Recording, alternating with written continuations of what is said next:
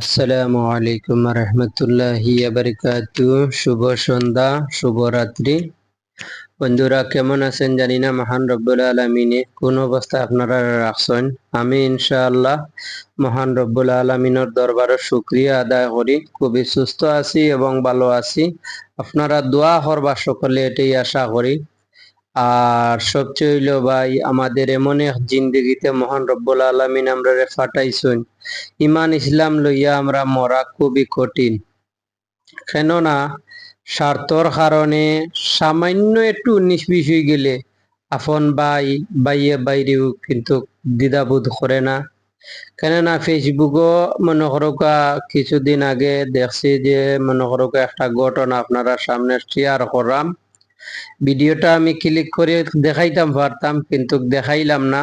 কিন্তু চকুর সামনে আমরা শিক্ষণীয় মতো জিনিস আছে। কেননা সামান্য জমিনের কিছু ভেদাভেদ লাগিয়া, কয়েক বিঘা জমিন লইয়া লাগিয়া পাড়া প্রতিবেশীর সাথে 12 বৎসরের মেয়েরে আপন মা এবং বাবা চাচি মিলিয়া মনে করুকা প্রথমে রড দিয়ে আঘাত করছেন শুনছি ফেসবুকও, এবং মনে করুকা জবাই করছেন ফেসবুকও, ছবি দেখছি। আমরা কিসের দুনিয়া আর কিসের দুয়াই? অন্যরে গাত ফালানির জন্য চাইছিল যে প্রতিবেশীর লাগে মনে করো এই মেয়ের মার্ডার মামলা দিয়া তারারে ডাবানির লাগি। আজকে যে নিজের মেয়েও গেল, মা বাপে এবং চাচিয়েও জেল কত বছর হইব, জিন্দা তাকিয়াও শেষ। এরার যাবজ্জীবন জেল হইব অথবা ফাঁসি হইব, মরার আগ পর্যন্ত শান্তি আর খাইতে। কিসের ভাই দুনিয়া আর কিসের রে ভাই এইগুলা? আমরা এখনো শিখি, এখনো ধৈর্য ধরি, দুনিয়া কিছুই নাই, দুনিয়া হইয়া আমরা মরি যাবো।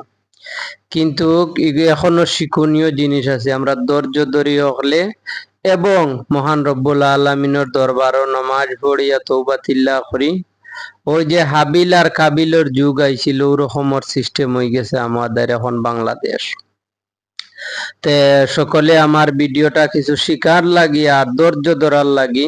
আর দুনিয়াটা কিছু নাই, কিছু নাই। আমরা নামাজ পড়িয়া মহান রব্বুল আলামিনের কাছে হলে দোয়া করমু একে অন্য যেন ভালো থাকি, সুস্থ থাকি। আর যদি আমার এই কথাগুলো আপনার ভালো লাগে তে লাইক কমেন্ট শেয়ার করবা। ভালো থাকুন, সুস্থ থাকুন। আসসালামু আলাইকুম ওয়া রাহমাতুল্লাহি ওয়া বারাকাতুহু।